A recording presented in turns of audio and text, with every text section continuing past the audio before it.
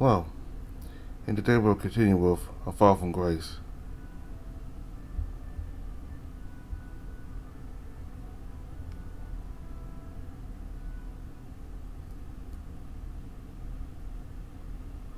Upon arriving, Cedric saw all the bandits had gathered together once more as they had been eagerly waiting for the second test to begin.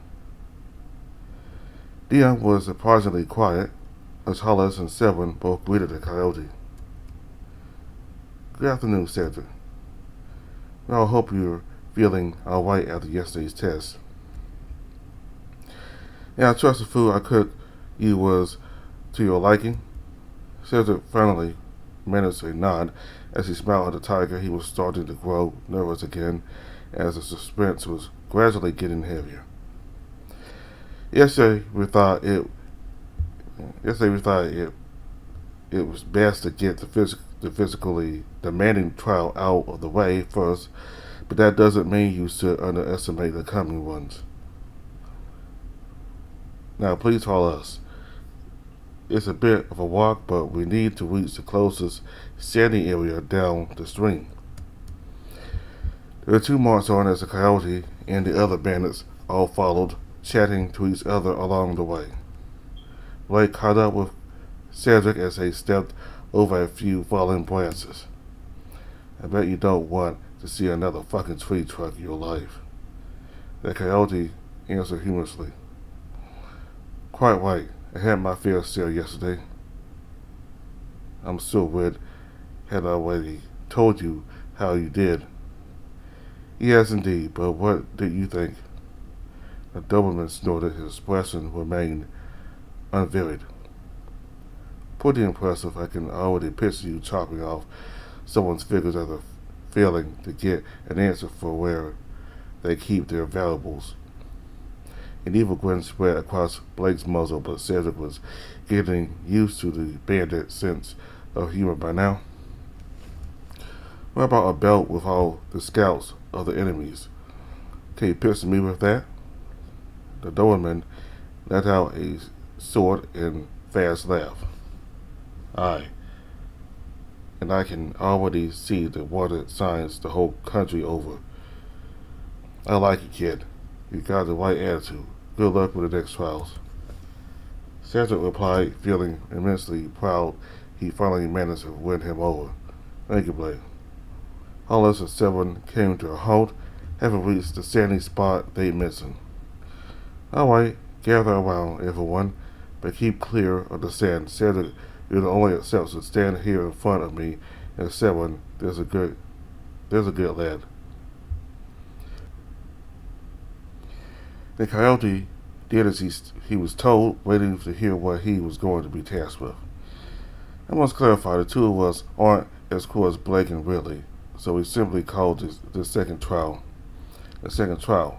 The others laughed as Seven picked a large object out of the sack he'd been carrying on his shoulder. He handed what turned out to be a sieve to Cedric. What we asked of you, Cedric, is to use this sieve to find the seals of objects we found in the sand. Assuming I've hidden my share well enough, or assuming you can find them at all. Hollis shook his head at that remark. Ever the pessimist, so. I'm not a pessimist, I'm a realist. That's what pessimists say. Anyway, take as much time as you need this way. Anyway, take as much time as you need with this. Once you fish all those objects out, you'll have reached the second half of the test, and we'll take it from there. Does that sound good? Cedric hesitated again.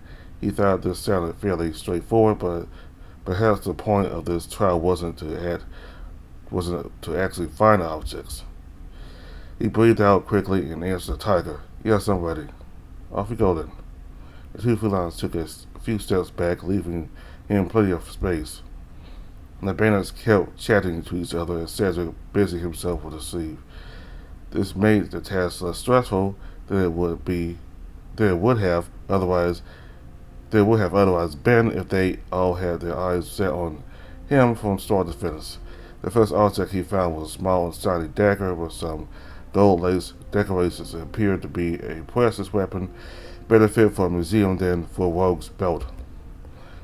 This was soon followed by a silver ring with an intricate carved pattern, a pair of dark red dice, a silver drinking cup, and a small piece of rope. After about an hour and a half, after about half an hour, and after gathering a number of other tiny items at his side, Cedric concluded he managed to find all the hidden items and handed the sieve back to Selwyn. I think that's all of them, isn't it, Hollis? Nataka had a quick look at Cedric's swag and replied, "Alright, good job, Cedric." The others all cheered as the coyote wiped some sweat off his forehead. So, what am I supposed to do next? Take all these and lay them out on the grass nearby. Have a long and careful look at each one. Cedric followed the tiger's instructions as the others all gathered around them, their voices growing quieter as they all focused on the child again. What we'd like you to do is pick a single one. You must then explain why you chose this particular object. You must then explain why you've chosen that particular object to the two of us. The coyote hesitated as he focused on the different items. Shall I follow any sort of method? That's entirely up to you. We're merely observers at the moment. It appeared Cedric was going to have to trust his own instincts for what seemed like the 10th time over the past week. He tried to think which object out of these would best suit a bandit. So he chose the one that looked most valuable, or the one which could be the most useful. Among the various trinkets sat a minute drinking flask, similar to the one he'd seen Victor use. It looked like it wasn't worth even half a crown, and seemed particularly out of place among its companions due to the fact it wasn't useful in any practical way either. Perhaps he should choose this flask precisely for the reason it differed from everything else. Now Cedric was sure he was beginning to overthink the whole matter. These trials were meant to determine whether or not he was fit to be a member of the group. Surely the honor he was meant to pick up should be something useful to a bandit. He kneeled down and touched a small piece of rope. "I'll choose this." "Are you sure?" Now was not the time to hesitate. "I know why I've chosen it. That should be enough." The others all began to loudly voice their thoughts as Dion assessed them forcefully. "Why didn't you choose any objects of value?" "I was following a different criteria. I concluded choosing the most valuable money-wise wasn't my safest bet." Cedric chose his words carefully. He wanted the others to realize he meant what he was saying. "So why did you pick the rope and not, say, that dagger?" I also gathered that singling out the best weapon to use in a fight wouldn't work either. "What was your criteria then?" The cat seemed full of genuine curiosity as he asked the question. "What was the sturdiest and handiest thing I could have with me at any time? I could use it to carry a sack, the things together, or even to tie someone up if I were mugging them." The two felines gave each other a brief look, then turned back to meet Cedric's gaze, notably impressed. The coyote looked around as he noticed Victor finally smiling back at him.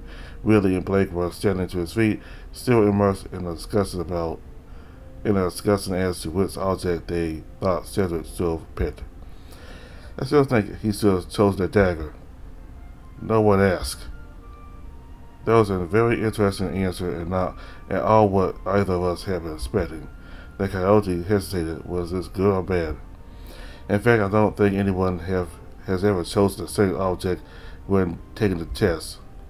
After another short exchange between the two felines, Hollis spoke again. "We declare this trial over. You passed, Cedric." A loud cheer erupted from the group after this announcement as Victor rushed forward to hug his friend. "I knew you could do it, my dear." "Oh, he's already a my dear, is he, Victor?" The fox grew flustered at the comment as though he'd been a child caught stealing jam. Now let's get back to the camp. May I offer you something to drink? The coyote replied jokingly as he felt the nervousness he'd been carrying rapidly wash away. Nothing alcoholic, please. An hour later, Cedric was busy reading the battered and stained pages of a play's rough copy as he sat on one of the logs near Hollis's old carrots. This was the third test he'd been tasked with, to select a passage from the play named Ethelberta's Lament, and if we enacted before the others, Dion would then judge his performance. It was a completely over-the-top melodrama, which had been penned by the hyena himself during his time as an actor. However, developing good acting skills doesn't instantly make someone a good writer, as Cedric had quickly realized upon beginning his read-through. He recalled enjoying himself during the amateur plays he and some of his other childhood friends would put on at their family estate. Those skills he thought he'd never have to use again could come in handy right now. The main issue was which scene to choose. After some thought, the coyote decided he would reenact not one but two separate monologues, one to show off his best attempt at acting in a natural and believable way, while he could just go completely ham on the other.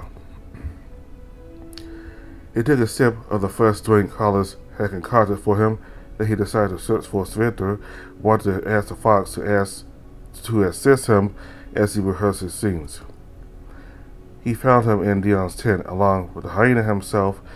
They both seemed to be having a serious conversation, and for a moment Cedric worried he'd interrupt something important. However, the two eagerly greeted him, Dion asking how the reading was going, and Victor saying he was happy to assist him. As the two friends exited the tent and walked back to where Cedric had been sitting, the coyote thought he'd be polite and ask Victor about earlier. I wasn't interrupting anything serious, was I? Oh, not at all. Just some news about recent goings-on and such. Let's just say there's a few old matters we need to iron out. You mean some kind of problem or bad news? I'd rather not talk about it right now, Cedric. This seemed to have hit a nerve of the fox, whose reply was short and cold. All right, I didn't mean to upset you. Victor sighed and his tone grew calmer again. Don't apologize, it's fine. We'll just discuss this later on, when I'm feeling up to it. This didn't help ease the coyote's mind. All he could do at the moment was hope this matter wasn't as worrying as Victor was making it sound. It was likely he just owed Dion a favor or two, or perhaps the hyena had asked him to carry out a robbery he didn't want to go through with a while back. He still wasn't completely sure where the bandit stood on moral ground. They reached the log again, Cedric stopping before it with a skirt in his hands and Victor sitting himself down. Very well, so I'm going to be reenacting two different scenes. Have a listen and then be as critical as you can. I need to get these down as well as possible. As you wish, my dear. The fox put his hands on one leg and crossed his fingers, giving Cedric his undivided attention. They went through both scenes, laughing along the way at Dion's writing. The coyote tried to play it completely seriously. Victor offered a few thoughtful suggestions, and Cedric soon felt the time had come for him to act in front of all the others. Once the whole group had gathered around him, it almost felt like he was gazing at a bunch of school kids sitting in a circle listening to their teacher recite a poem. The hyena cleared his throat in the dramatic manner Cedric had grown accustomed to and spoke. Fellows, our friend Cedric has now reached his third trial, which is all about acting. Really gave a sarcastic answer. What a surprise. Dion groaned. His and the bear's personalities often seemed to clash. Hush, Willie. Let's be serious for a moment. Cedric saw Blake give his companion a light and humorous flick to the back of the head. As a bandit, you'll have to lie your way through some very tough situations. Your acting abilities are the only skill that can save you in these instances. Our coyote friend will be reciting some passages from my old play, Ethelberta's Lament, a drama I penned during my last year of professional acting. It does a good job at displaying the emotions I, as well as my colleagues, and if I may be so bold, our whole community were feeling at the time. Cedric smiled at how important the hyena was trying to make his writing seem, and he and Victor shared a quick look. And thus, I'll let you take center stage, Cedric. Show us what you got. Applaudie. The gang cheered as Cedric nervously cleared his throat. I'll be reciting two different scenes with the intent of showing off a little versatility, or so I hope. The first one is Cassandra's monologue from Act 1. This was his chance at acting as natural as he could given the artificial style of the script. In said scene, the high priestess of the ancient Greek city the play was set in discussed the unreliability of prophecies.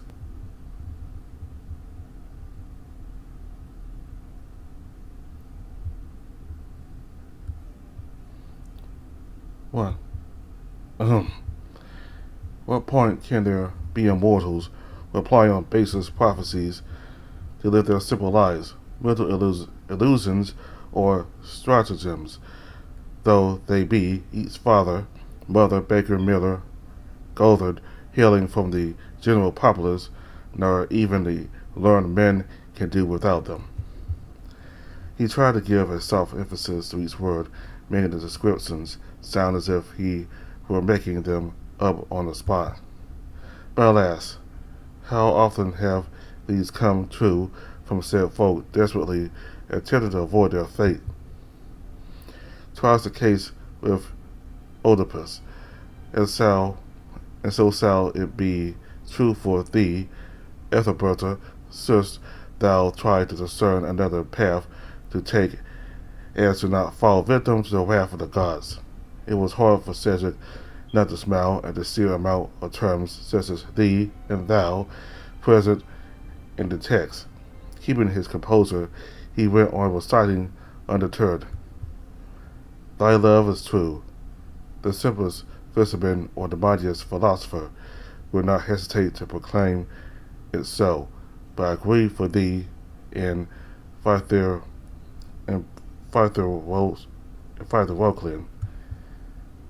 It was also a challenge not to laugh at the ridiculous names Dion had given all the main characters in an attempt to sound Greek. Harder still when considering Ethelberta sounded like a name hailing from their very own Anglo-Saxon source.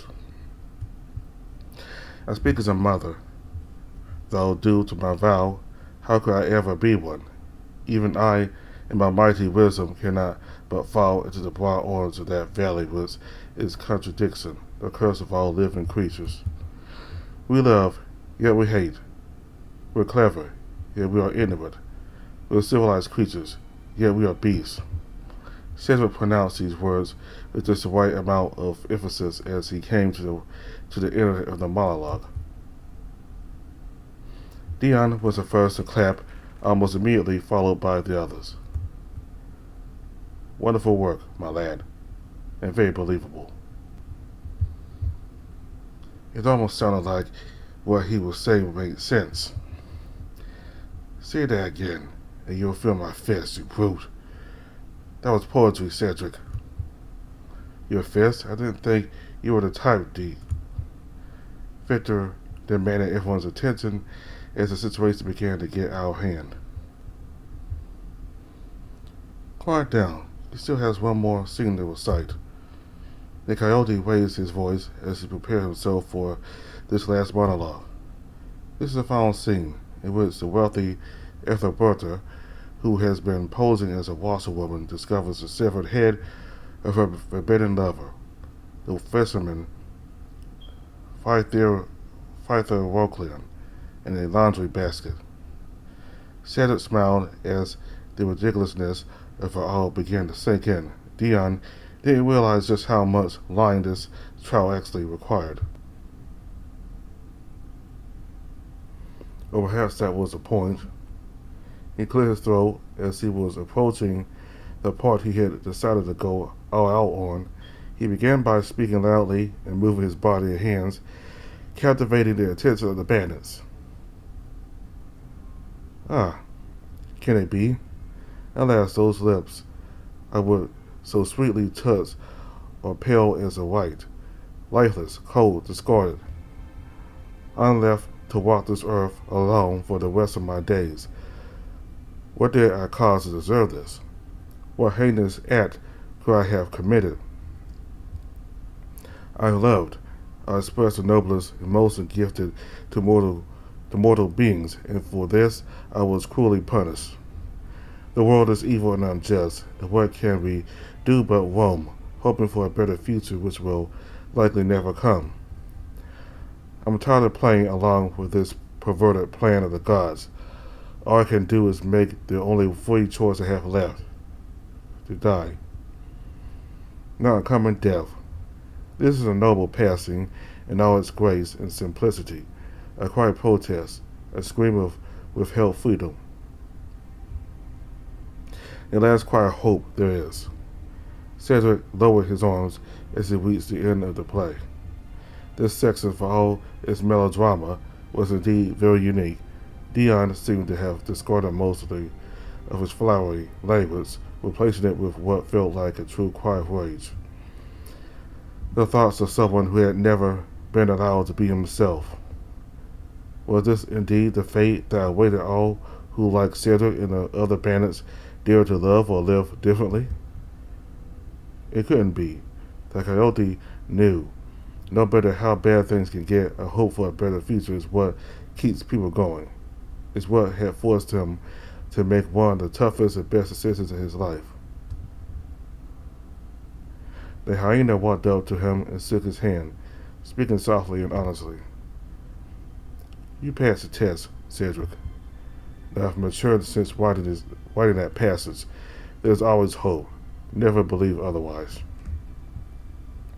Those who share our romantic sexual preferences, as well as those who feel their own identity differs from folks' preconceived notions, might be unwanted outsiders to larger society, but we always have a way of fighting each other and getting stronger together.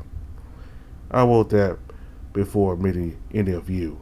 I was tormented by guilt and anger at the fact I felt sudden and completely alone. And now look at us, flourishing and building off each other's strength. I'm proud of who I am. I'm proud of who we are. Thank you, lads. He turned to the rest of the group as he raised an arm enthusiastically. We have a very talented new recruit with us. Cedric, all we have left is the last test, which will take place now. Victor, if you please. The fox approached, and Cedric eyed him with surprised expressions. He had no idea Victor was going to judge him last. Then again, he was the only member of the masquerade left, but what would Cedric have to do for him? For instance, I think it's quite obvious I'm very fond of Cedric. That's why I offer this as his last test. Victor held out his gloved hand and revealed a meticulously folded piece of parchment. This is simply a good old game of fortune teller, which I've given a different spin.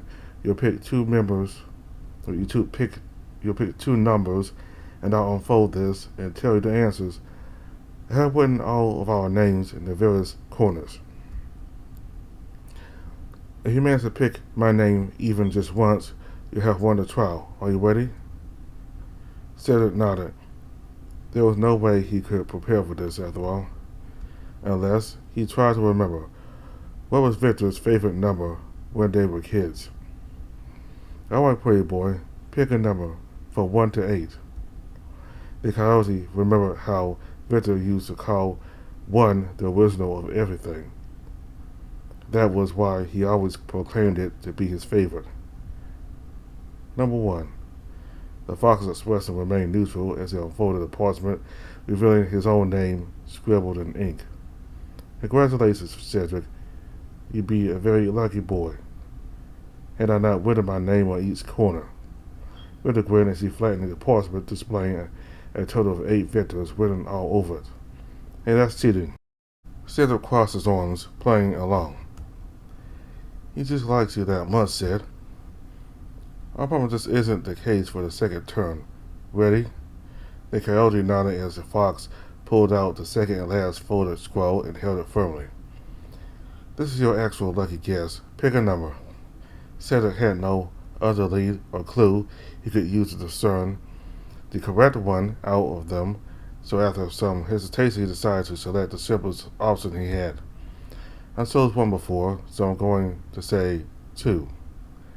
Everyone waited with bated breath as Victor slowly unfolded the parchment. I can't look. There's no way I'd ever get that right. You never know, Sal. Just wait and see. The fox stood still for a couple of seconds, displaying an unintelligible facial expression. I can't believe this. Cedric, you did it. You guessed right. The others erupted into cheers as Victor embraced the coyote so vigorously he lifted him off the ground for a couple of seconds. The group laughed. Cedric looked completely overwhelmed as he shook his head, his face growing hot. Dion was chuckling jovially. When's the wedding, you two? He patted the coyote on the back. Welcome to the team, Cedric. I, and indeed all of us, expect great things from you. I now think it's time we explain the meaning of all these trials, and we're very grateful for your patience, Ced. Concerning mine and Blake's, let me put it this way. When you're a bandit, you'll find yourself in a number of tricky situations. The more you learn to be nimble and to observe and take your surroundings into account, even while you're not sober, the luckier you'll be. And luck is a good ally to have on our side, wouldn't you say? This made sense as Cedric finally felt like he actually accomplished something worthwhile.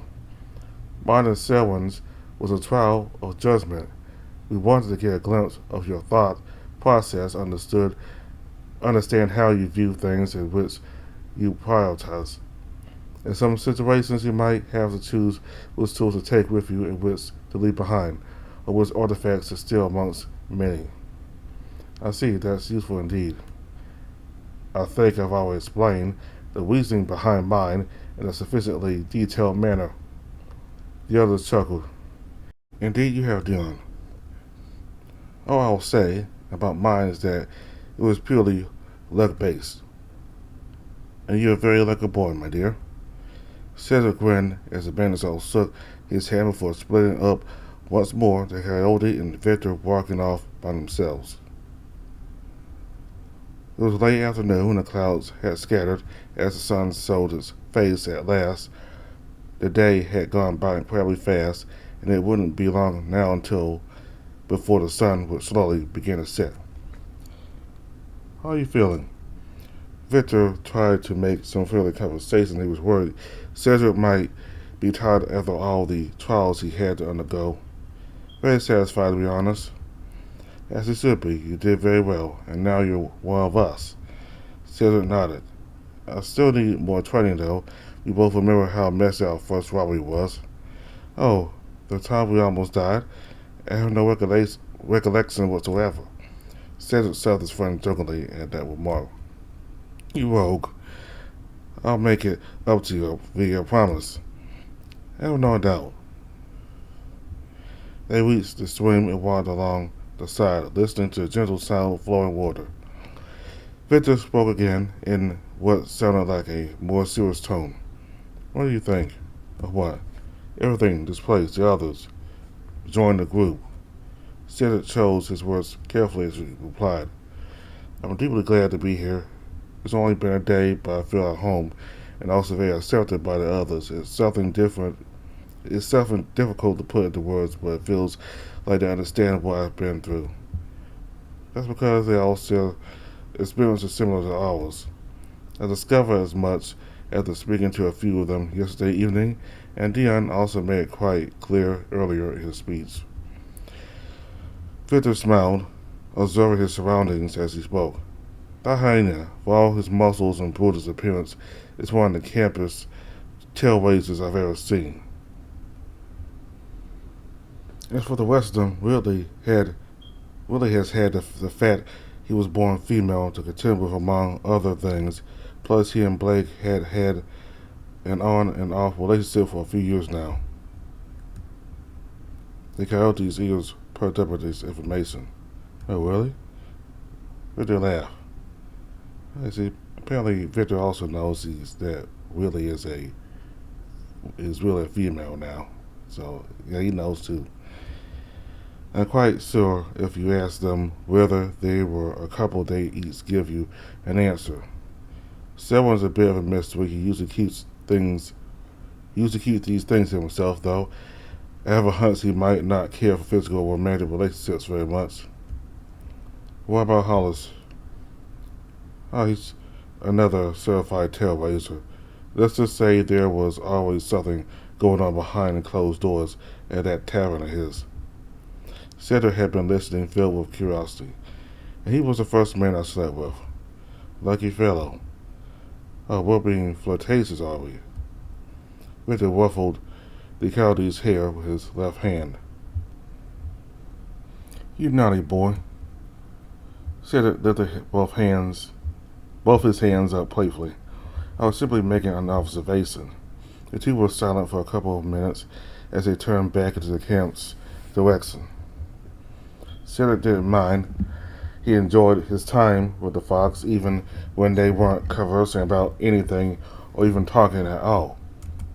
Then as they walked uphill, Victor spoke again. I almost forgot to say this, but we have a job for you. You're one of us now, so you're going to need to get yourself a mask. That's easier said than done. Where could I find one? Do you have any extras you don't use at the camp? The fox shook his head. Unfortunately not. You'll have to go into town and purchase one from the shop. This sounded dangerous. The Coyote waited for his friend to finish speaking as he pondered whether or not he should go ahead with his plan. Remember to buy a fairly plain one. Then once you're back here, you can decorate it as you please, and knowing you, it will look stunning once it's finished. Cedric replied worriedly. But what about the guards? They're surely still searching for us and for the other bandits too. Without a doubt, that's why I can't come along with you. They recognize us immediately. Our best bet is for you to go alone. Ridley can give you a new set of clothes to wear, as the guards will probably remember that dark green outfit of ours. But how will I pay for the mask? The Coyote was beginning to sound quite alarmed at this point. Victor tried to ease his nerves, speaking with a slow and calm tone. Don't panic. I thought this all through. We can use the money from that gold leaf purse you picked up as we were escaping from the guards yesterday. Just make sure you're carrying a different purse. They won't recognize your face thanks to the fact it was covered during the robbery. They won't recognize your different clothes as they won't recognize any objects you have with you. Does that sound safe enough? Cedric kept thinking this through, trying to imagine a better way to get a hold of the mask he was going to need, but the fox was right. There seemed to be no other options. This is very risky. Again, if I could come with you, I wouldn't hesitate, but you'll have to do this by yourself. I understand, and as I've learned, a bandit's life is all about taking risks. I'll do it. Your bravery is impressive as always, Cedric, and you're a fast learner too. I haven't forgotten you've been out of your element for days now. The two made their way to Whitley's tent as the bear found Cedric in a different set of clothes that fit his size. When the money from the gold leaf purse moved into a bag tied to the belt he was now wearing. The coyote was set and ready to walk to the town nearby. Victor accompanied him until the moment they spotted the main road leading out of the forest into the distance. Then he whispered as the two parted ways before disappearing from view. "Good luck, handsome. See you soon." Hiddingstone was a small and quaint town mostly made up of old Tudor buildings, including the charmingly crooked town hall, as well as boasting a very old and rather plain medieval church with its large and decorated windows. Overall, it was nothing to write home about. In fact, for most people, it was just one of the many charming towns they passed on their way to somewhere important. The setting sun began to cast long and sinister shadows along the main street, as many farmers, milkmaids, and other folk made their way home. Another preferred destination at this time of day was the Hunter, the town public house. It wouldn't be long before the few shops would close their doors, too, as the shopkeepers counted the passing minutes, eagerly awaiting the moment they'd sit down with a jug of ale in hand inside the pub. It was at this moment Cedric reached the main street, still very nervous. The fact that groups of locals passing by didn't give him any notice helped ease his mind. He was wearing a long and old brown coat, coupled with a dark gray waistcoat and a pair of cream-colored breeches. The coyote was grateful Whitley had made sure none of these plain colors would make him stand out from anyone else walking nearby. The closed shop he was looking for was located next to the pub toward the end of the road. As he neared it, he noticed a group of guards nosily stepping out of the inn's entrance holding their drinks. He almost froze as he caught sight of them, but forced himself to keep walking as his behavior would appear much too suspicious otherwise. After what seemed like forever, he reached the small shop and opened the door, ringing a tiny bell above it as he walked in.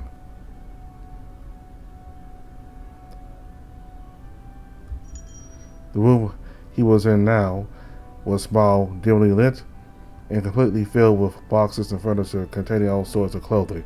Behind the counter sat a short rabbit with a large pair of spectacles hanging on a necklace around his neck. To his back there stood countless other powder boxes and fabrics reaching almost all the way up to the ceiling. On one of the upper cells, a series of masks were visible, most of them fairly plain, with just a few displaying some elegant decorations. Cedric walked up to the counter, greeting the shopkeeper with all the confidence he could muster. "Good evening, sir."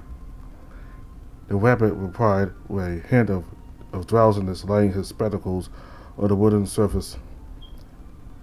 "Same to you, young man.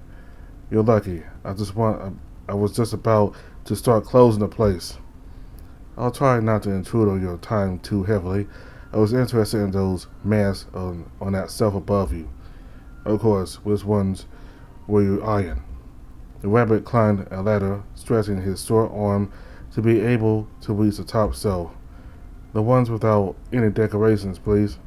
The shopkeeper picked up the 4 plain masks and, once he'd gotten off the ladder, displayed them on the counter while Cedric wondered which he should choose. "Have you been invited to a masked ball or something of the sort?"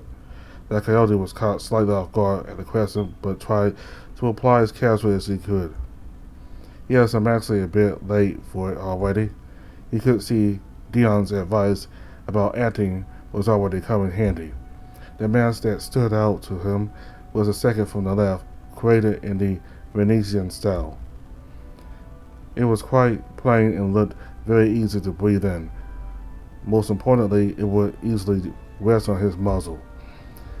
Give it some additional string to tie round his head and a hat to keep everything in place, and there was no way it would risk slipping off. "I think I'll buy this one. Would you like to try it on? There's a mirror to your left." The rabbit pointed in said direction as Cedric walked up to the mirror, holding the mask over his muzzle as his reflection looked back at him. It was surreal to observe what would soon be his appearance doing future jobs with the other bandits standing in front of him, but it didn't look wrong. In fact, it seemed to suit the coyote well. This will do very nicely, thank you. Lovely. That'll be 2 shillings and 6 pence. Cedric laid the coins on the counter. He suddenly realized he better ask the rabbit to wrap up the mass. The last thing he wanted was for anyone to notice he was carrying it. I'm afraid I don't have anything to wrap it up with. Perhaps you could tie it to that belt of yours with this piece of string. This wasn't good, but it would have to do. The coyote followed the zookeeper's advice and tried to keep it hidden under his coat. Thank you very much. Have a nice evening. Likewise, young sir. Good luck catching some damsels at that masked ball of yours. Cedric smiled at the remark as he opened the door, stepping out to stop and back on the main street. He sighed in relief. That had been much easier than he expected. He'd really been worrying to himself and picturing the scene ending catastrophically for no good reason before entering the shop. The sky was now turning a beautiful shade of pink as the number of folks approaching the pub was steadily increasing. The soldiers he'd seen earlier appeared to have vanished, which was a good sign. With a appearance of renewed confidence, Cedric began his journey back to the bandit camp. That was when he noticed someone a short distance away heading in his direction, though he couldn't make their face out as they were silhouetted against the colorful sky. They were walking alone, which meant it couldn't be any of the guards. He thought to himself. Most likely it was a traveler attempting to ask for questions, yet a pit began to simply grow in his stomach. And as the figure approached, he noticed there was something familiar about him. He recognized the way they walked, that peculiar tail wag, as well as the fancy way that mane was styled. The coyote's anxiety was replaced with pure annoyance at the sight of someone he knew he'd wasted far too much time with.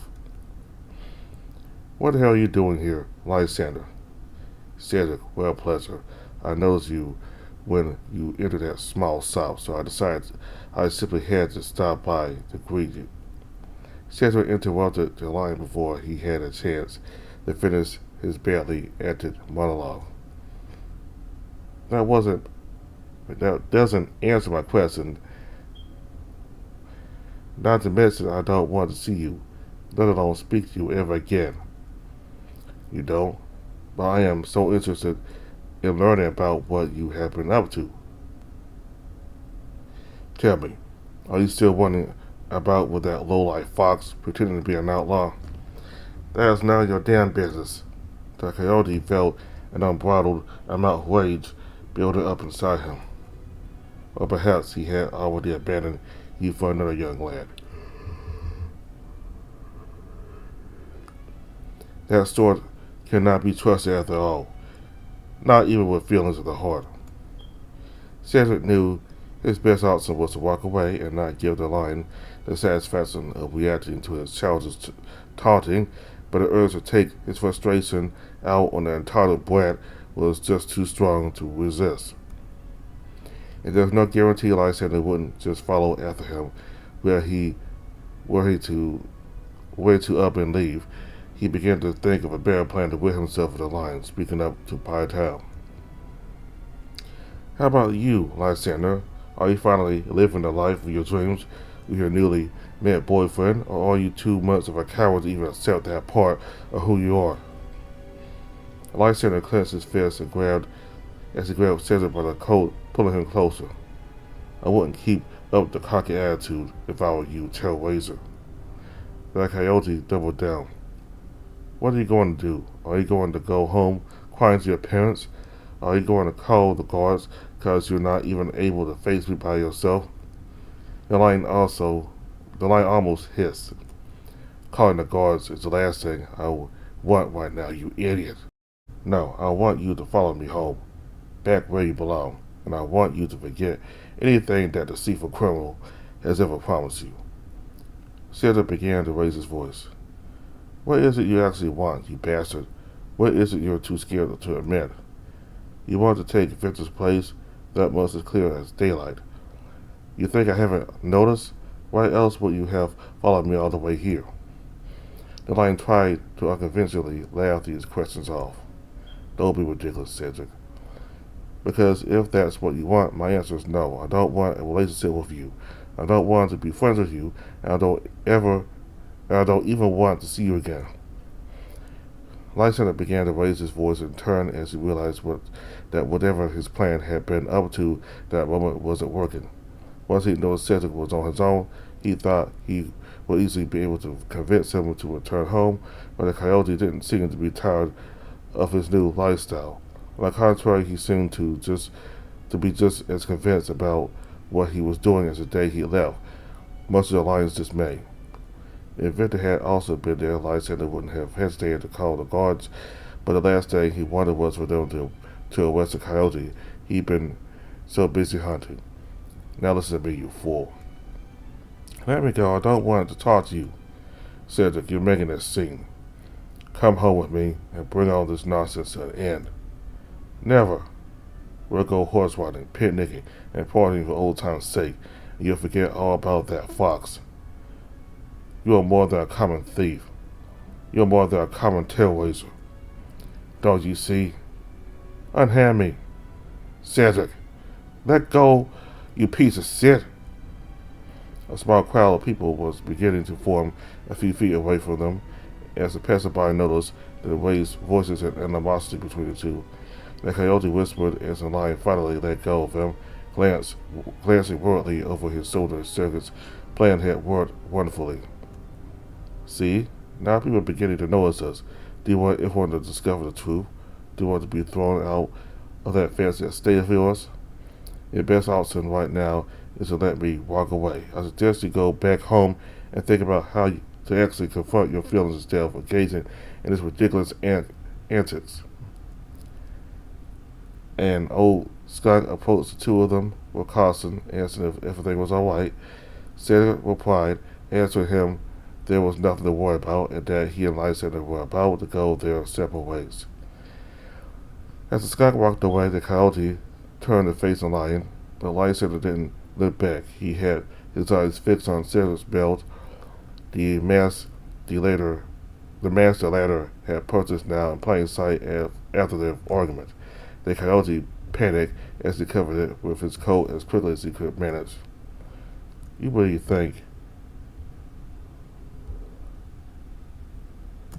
What do you think that you've got everything figured out, don't you? Lysander's tone was almost terrifying, but Cedric couldn't care less. He just needed to leave as quickly as he could. Goodbye, Lysander. I hope you grow up and learn from these events. Cedric marched off before the lion could say anything else. Lysander remained where he was as he glared at the coyote with fury burning his eyes. He thought he had everything under control, but now he realized Cedric wasn't going to be as easy to convince as he imagined. That foolish coyote really thought turning into a life of crime was the perfect solution to all his troubles. Just how much had that fox been able to manipulate the thoughts and feelings that Cedric, that Lysander used to know? That criminal had no idea what huge mess he was getting himself into, nor of what price he was going to pay for all this. It seems like I'm left with no choice. It might take days, weeks, or months. But I will catch you, Victor. The lion almost spat out his enemy's name. And you better beg for mercy when I do. A couple of hours later, Cedric was sitting next to the stream again with Victor. After returning to the bandit camp, earlier he told the others about what had happened to him and town. They sat round the fire eating dinner. The bandits congratulated him on standing his ground with the lion, Dion unsurprisingly chiming in to state that Cedric could see how his adjutant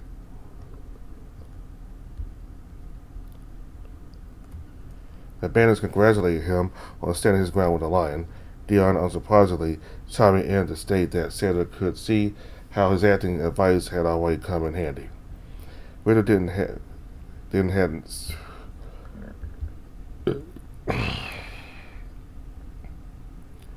A couple of hours,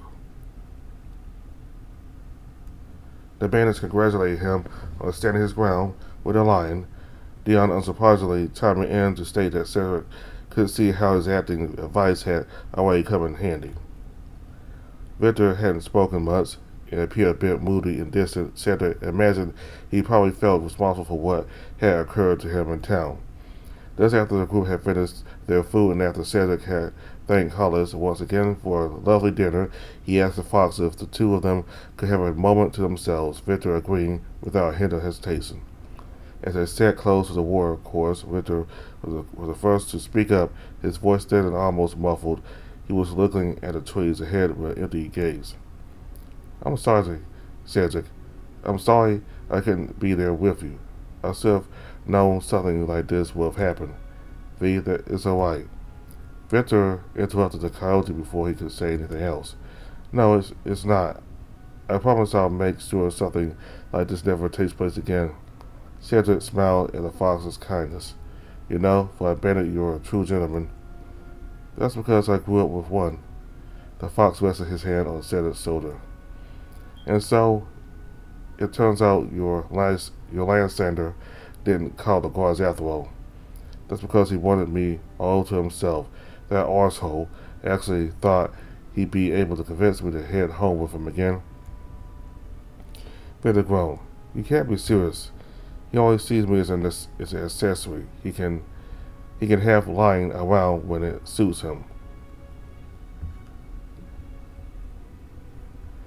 "Beware of what scum such as him. They have nothing better to do with their time. They'll make their troubles your troubles." Cedric sighed as he decided to tell his friend one last detail he hadn't yet brought up. "There's one more thing you should know, and once again, this is my fault for not being able to keep my thoughts to myself. Lysander also likes men, but absolutely despises the fact he does. He's never admitted it, not even to himself. The day I left his aunt's house, I said something to him the likes of, 'You should be asking yourself a few questions before judging me.'" The fox listened intently, with a hand on his chin, and said it was beginning to get emotional. "So you think that's another reason he's following us? Yes, perhaps he furious at me for pointing that out, and wants me back so he can return to his old ways and forget about all this. Or perhaps he..." The coyote tried to finish his thought. He wanted to tell Victor about how he realized Lysander was actually jealous of the bandit, but his feelings finally caught up with him, and he began to cry. "Oh, Cedric." The fox moved closer to him as he pulled out a handkerchief from one of his pockets and handed it to him. "I'm sorry you have to deal with all this." Cedric tried to speak between loud sobs. "Why can I never keep my bloody mouth shut?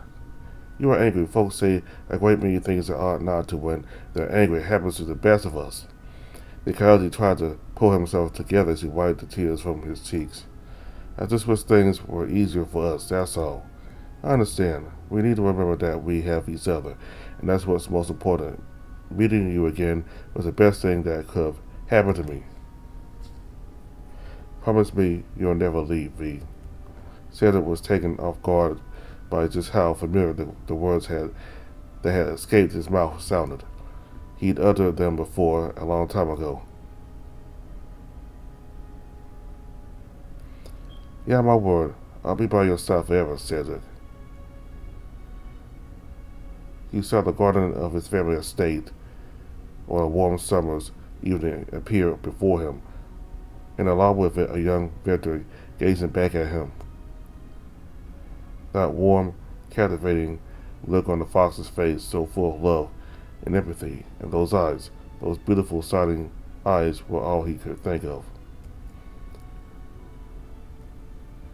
"I gave you my word back then. I said I would be by your side forever, and so it shall be."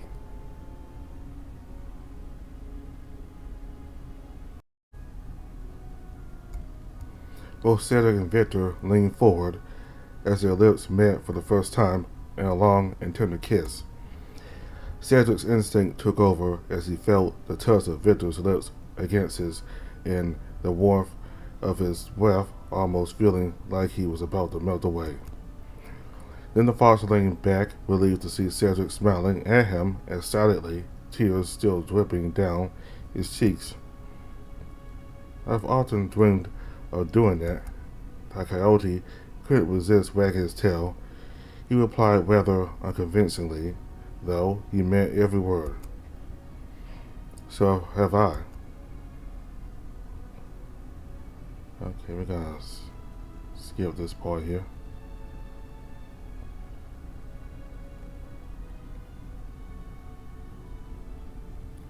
They kissed a second time, feeling the touch of each other's soft and warm lips once more. He wished the feeling he was experiencing would never end as he dreamed of being able to go on living in this embrace, forgetting anything else. Cedric opened his eyes, meeting Victor's as the fox gradually let go, each of them warmly gazing at the other. I've been waiting for this ever since laying my eyes on that attractive body of yours a few nights ago. The fox had no idea how much those words helped boost the coyote's confidence. He never thought much, if anything, about himself, his appearance, or his self-worth. But now he felt good enough. He even felt attractive, desired. The two shared a quiet laugh as they gently wrapped their hands around each other's shoulders, lying motionless on the grass in the quiet landscape, listening to their soft breaths. After a couple of minutes had gone by, Victor almost whispered in a warm tone, "Let's head back to our tent now. I'm sure we both need some sleep, and more adventuring awaits us come morning." As they lazily groaned and picked themselves up, Cedric spoke gently. "I really like you, V." He usually wouldn't have been able to say anything remotely close to this statement without stumbling over his words and making a fool of himself, but right now the words rolled off his tongue. He never felt more at ease in his life. Victor replied in a similarly confident tone. "So do I, Cedric." They made their way back to their sleeping headquarters at a leisurely pace. "I've been thinking about this ever since we visited that farmstead. Perhaps once we gather enough money in the eastward towns, we could buy a cottage in the country and live a pleasant and simple life there, and just forget about everything." Cedric almost couldn't believe what he just heard. This was exactly the scenario he'd been dreaming of since the meal at the farmstead with Ains and Harold. It was almost as if the fox had read his mind. Imagine what the two of us could do together, what a life we could lead. Happy and free at last. I love that. I love you. Before Cedric could react, Victor leaned in and gave him a last gentle kiss before lying down on the blankets in their tent. "Good night, my dear Cedric. Sleep well."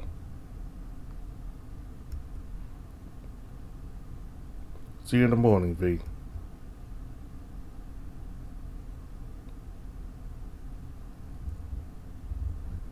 Alright, so we're gonna stop right here.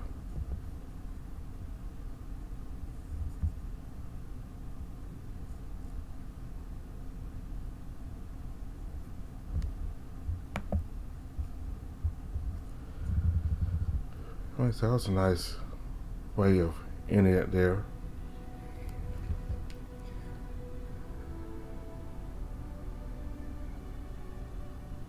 Yeah, that's something I hope they achieve in the future. They have enough money to buy themselves a lot of land and settle down. But I kind of get the feeling that won't happen. But I still hope they can achieve that eventually, because they deserve it. So,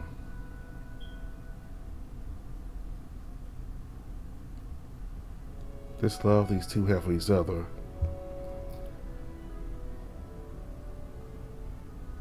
it's something I envy, you know.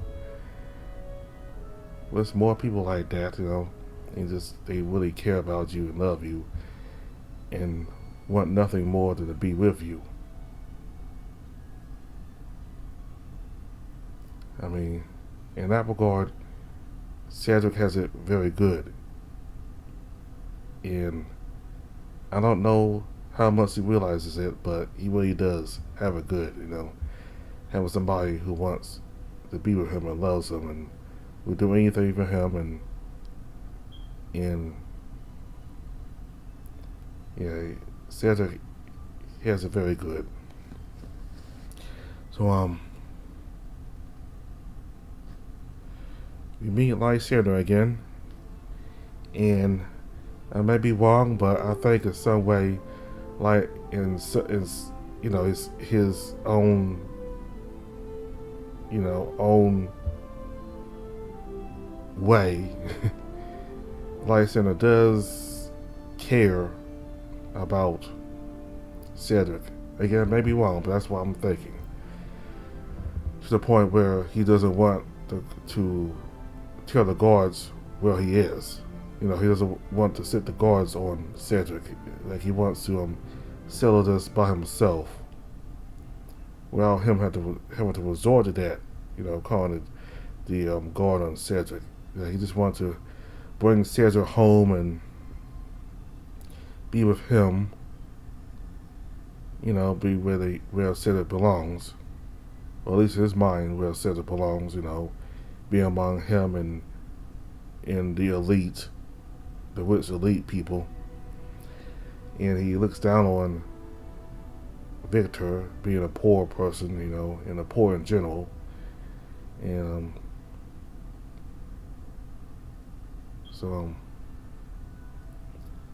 and he keep making homophobic slurs, but he talks to Cedric like he loves him, you know, like he's in love with him, and that he's jealous of Victor having Cedric.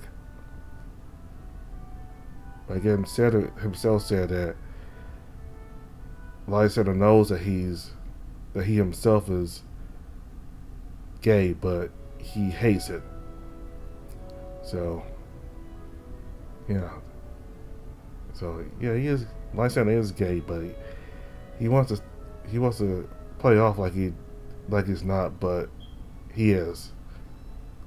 And given how homophobic England was, you know, in the 18th century, I don't fully blame Lysander for wanting to, you know, put on this facade of being this manly straight guy.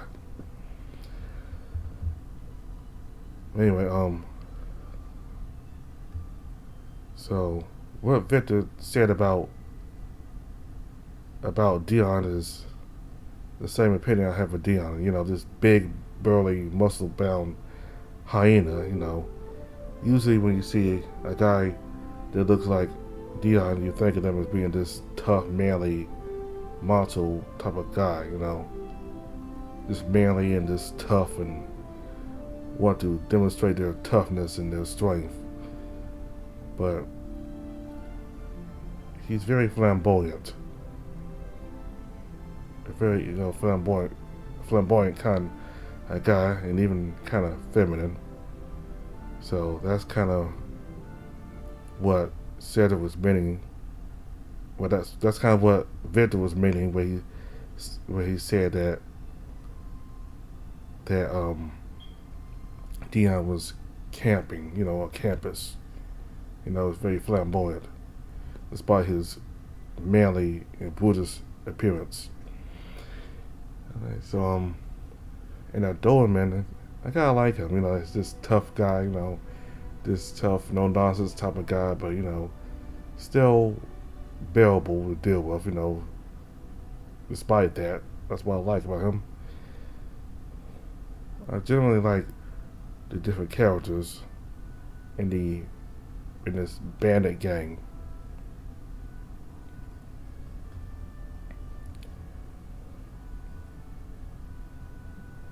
And Cedric passed all the tests. He impressed everybody in the gang, so that's good for Cedric. That certainly increased his view of himself, his capabilities, his confidence in himself, self confidence. So this is good for Cedric. Alright, so we'll continue with A Fall from Grace next time. Thank you all very much for watching. Goodbye.